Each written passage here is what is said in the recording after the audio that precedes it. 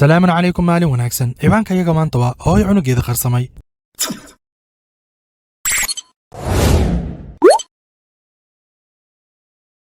awoodaan naxariista lahayn oo mida keentay in hooyooyin far badan carruurtooda laga bato ama adiga ku dhacdaba lagugu tuumo inaad tahay argagixiso cadeen la'aan waxaase ka naxariis daran saaxiib ama qaraabo kuugu dacweeyo cid arrintaasi khusayso caadi ayaa iska noqotay 20 sano ee lasoo dhaafay in hooyooyin far badan laga wato carruurtooda iyadoo marmarsii laga dhiganayo in waalidiinta qaar ay garaacaan carruurtooda dhab ahaantiina ah wax dhaca mararka qaar ayaa marmarsiyada ah in hooyada ay leedahay carruur far badan ayna suurtagal ahayn keligeeda inay carruurtaasi barbaariso sidaas darteeda loo baahan yahay cid kaloo koriso marka carruurta laga wato hooyada ayaa hooyada keligeeda waxay ku xanuunsanaysaa gurigeeda carruurtiin waxay isku celceelayaan guri shisheeye iyadoo la og yahay taa ayaa jiraan dad ku raaxayso dacwadaasi ay dacweeyeen hooyadaasi sidaan ka daawanaba YouTube-ka ama inoo sheegeenba ehelka iyo asxaabta laba hablood ama laba gabdho ayaa waxay ka codsadeen gabar dariskooda ah inay u raacdo dukaan balse gabadhii dariska ayaa tiri waxay ii joogaan carruur waxay u sheegeen inay carruurta iska seexiso isagana kaaliso ayna u raacdo dukaanka markii dukaanka la yimid ayaa mid ka mid ah hablihii waxay ku mashquulisay gabadhii dariska ahayd gadashada iyo iibsashada alaabaha halka midda kalena ay la xiriirtay booliska iyadoo leh hooyo ayaa carruurteeda guriga uga soo tagtay keligooda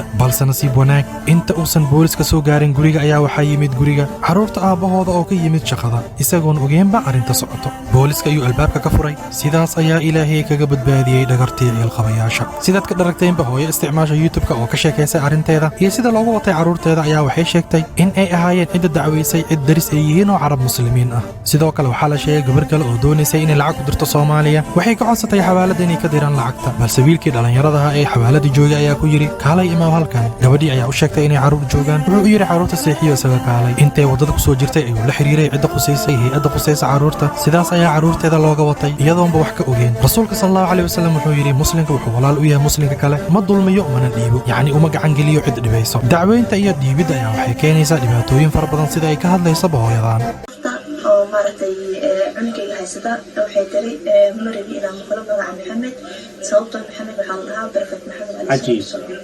marka way diiday ayadaa diiday waxay tiri magacay naga bedelo muhiima ii tahay aniga cunugana karistan uu noqdo anaana magaca baxsanahay waxay u bixisay isxaaq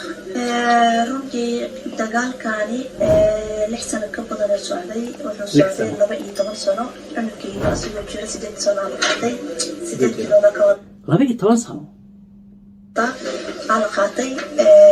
intaas oo dhan aniga dagaal ku jiray hada muhiimada ma ahan maaragtay gabadhaas inay qaadato muhiimada ma ahan ama aniga xataa in igu soo wareegto xataa muhiimada ma ahan muhiimada waxaa waaye diintiisa iyo magaciisa iyo dhaqankiisa iyo meesha kusoo jeedo inuu ogaado sababtoo cunugani ma oga meesha ku imaaday magaciisa ma yaqaano diintiisa ma yaqaano wuxuu yaqaano xataa wajir aniga xataa ima yaqaano waxay iga qaateen waxay igu yiraahdeen 5 gabdhood ayaa Soomaaliya wadaa oo aad rabtaa inaad soo gudid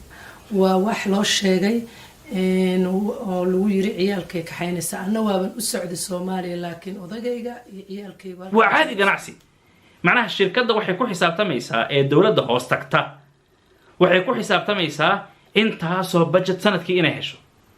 sidaa darteeda ma heli karto haddaynan carruur ku filan oo badan aynan haysan marka si carruur ku filan oo badan ay u hesho waxay isku dayaysaa cidee markaasi aan ka qaadan karnaa cidee markaasi dacwo badan aan naga soo gaarayn waa ayo cidda aan isdhahayna idinkuma dhegi doonto waa dad masaakiin ah waxba aanan fahansanin waa ayo qaxootigaa la aadaa marka Soomaalida Suuriyaanka Afrikaanta kale Marookaanta xataa waxaan xasuustaa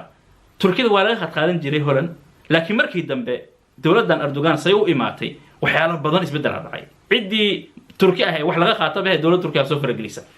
dhibaatooyinkan taabtay hooyooyinkan kala duwan cidda u sababtay oo dacweysay ma garan karo ragga iyo dumarka ka dambeeyay oo dacweeyay inay u yeeleen ciil dartiisa ama ay yihiin baqura ee la soo ijaartay oo ku dhex nool bulshada dabin damac diyaariye daar degan ma harsado maalin wanaagsan salaamun calaykum